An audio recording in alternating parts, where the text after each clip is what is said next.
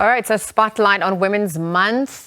We reflect on the gains and the challenges over the past 30 years whilst envisioning the next. So to take this discussion further, we're going to be joined by Professor Thuli Madonsela, former Public Protector of South Africa, current Chair of Social Justice, author and founder of the Thuma Foundation for Democracy, Leadership and Literacy. Prof. Thuli, on that note, good morning and thank you for your time on the SABC at this hour. Good morning, Lizo, and to viewers. Thank you for the privilege. Well, thank you for making time. Perhaps as we look back, just a year ago, you appointed to the Scientific Advisory Board for Independent Advice on Breakthroughs in Science and Technology. Perhaps you could speak to the work that has been done to date, but also just the importance of Africa being represented, women being represented at large in the tracking and sourcing of data. It's been a privilege to be part of the Scientific Advisory Board of the UN Secretary General. And you're right, Lizo, I'm one of the few women that are represented in this structure. But I must indicate that the current Secretary General, Antonio Guterres, has been very persistent and consistent in appointing women to very serious positions, and also in making sure that the groups are diverse and Africa is represented. In terms of what we've done so far, we've had a couple of meetings and couple of contributions, primarily looking at AI and the global governance of AI. You'll recall that when it comes to breakthrough sciences, particularly in the space of digitization, we always playing catch up.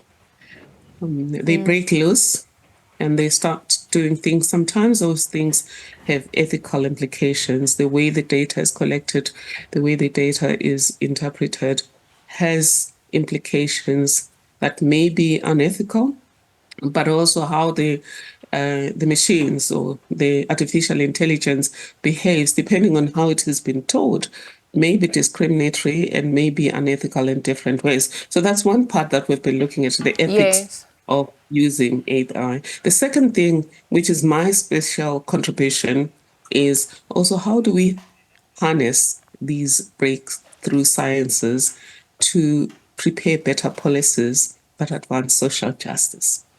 Prof, thank you for painting that picture and for speaking to the work to date, because it brings me to the point of leadership and responsibility as well, which is essential. And perhaps as we steer away from that one role, looking at what's transpiring in our own country, you know, this government of national unity formation, our own trajectory of South Africa 30 years into democracy. I know you've penned thoughts to paper, urging GNU ministers to, you know, really exercise their responsibility to implement existing policies despite the different ideologies and different parties that have now banded together. Perhaps you could expand a little bit further on that point.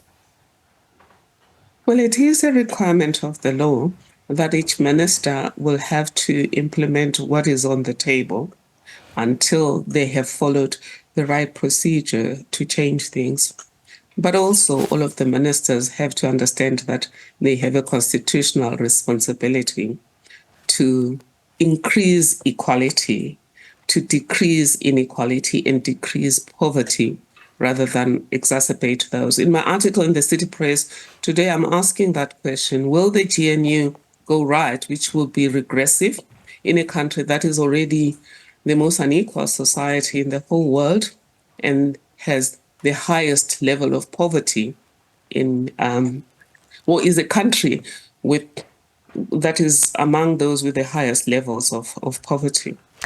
So taking that into account, they've got to look at that and decisively deal with the problem. But you've referred to a new frontier of Unfreedom, which obviously, you know, was first coined by Prof. Sampi to Blanche. And perhaps we could explore that further as well, just in lieu of what you said.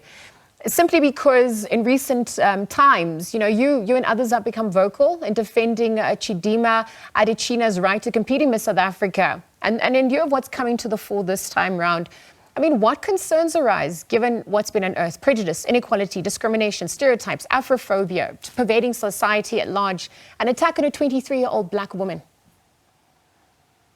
Absolutely. Maybe I'll start with the issue of Miss SA. It's a reflection of the wounds of the past that South Africa under apartheid regarded all all Africans to be visitors in South Africa, and it tried to parcel them out into locals, to parcel them out into Transkei. And you recall that those from other African countries were supposed to be migrants forever. And I think that mentality remains. But I must also not belittle people's concerns because we haven't made progress in opening up the opportunities to create wealth and to work and to get meaningful work. It's crowded at the bottom, and therefore people are pushing back against our immigration lapses.